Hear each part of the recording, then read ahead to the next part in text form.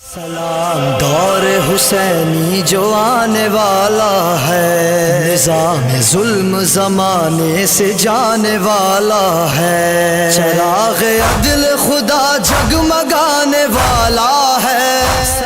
اولین آیه سوره مریم حضرت حجت آن آیه را به ابا عبدالله تعبیر کرده.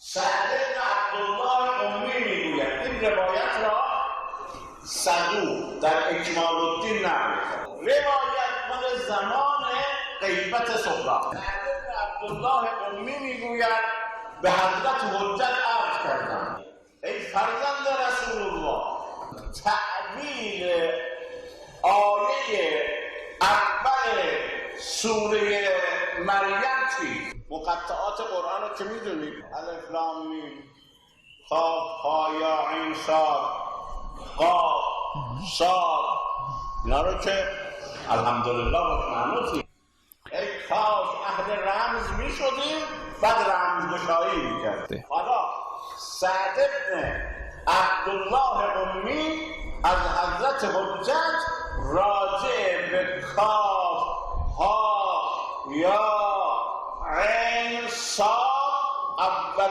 آیه سوره مریم سؤال کرد. حضرت جوابی دادند هذه الحروف من انباء الغیب، اینها از خبرهای غیبیه. اطلع الله تبارک و تعالی عبده زکریا، این اسرار را، این رموز را، این نبع غیبی را خداوند به جناب زکریا تعلیم فرمود و او مطلع شد.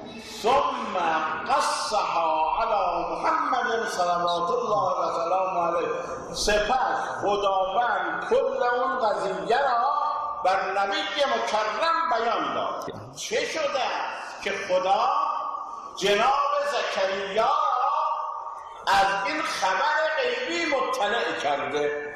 برای چی؟ حالا حضرت حجت سلام الله علیه داره برای سعد بن عبدالله امی بیان میکنه.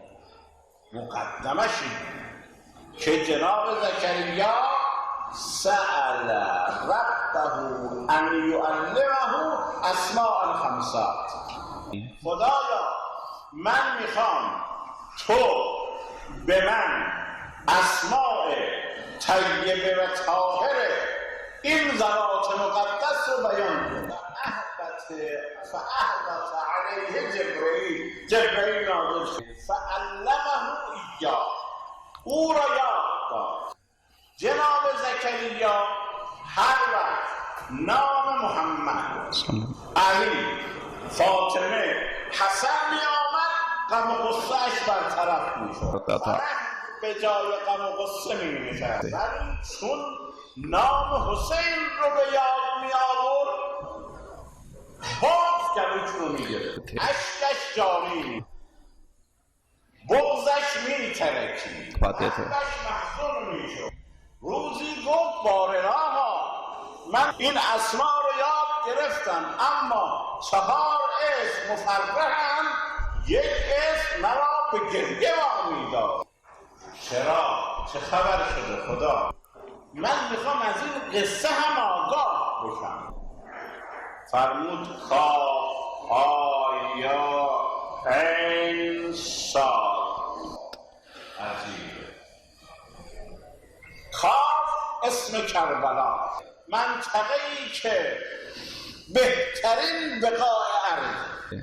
اگر نترسم حرفی را بزنم که نمیزنم بمانم، راجع به کربلا در بعضی از روایات چیزی هست، مطلبی هست که من اجازه ندارم بدان تفوه کنم.